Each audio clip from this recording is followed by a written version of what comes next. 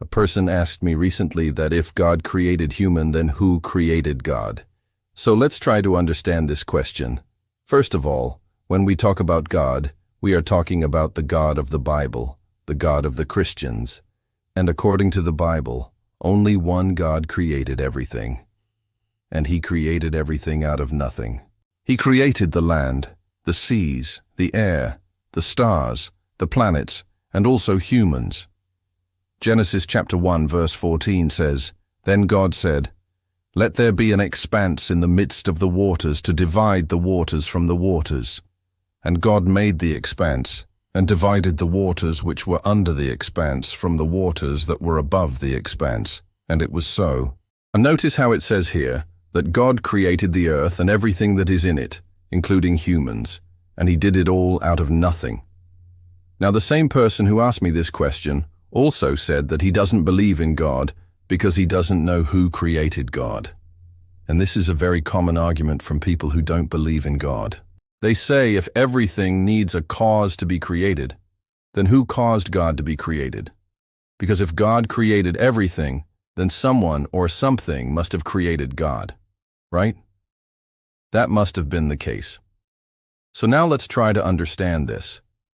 If you say that everything needs a cause to be created, then even your so-called argument itself needs a cause to exist. Why do you think like this?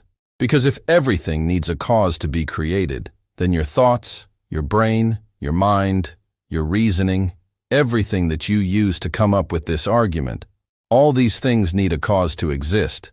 But if you think that everything needs a cause to be created, then why don't you apply that same logic to your own argument?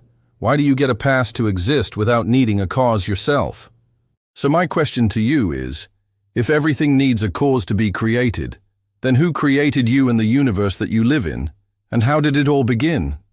Now some of you might say that maybe our universe was created by a big explosion called the Big Bang.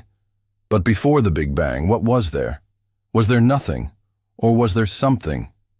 If there was nothing, then from where did the Big Bang happen?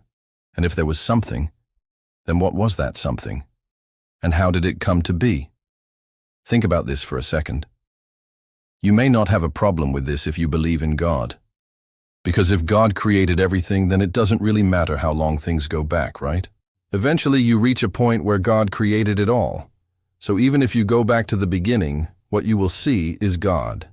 But if you don't believe in God, then you can't just say that everything needs a cause to be created except God.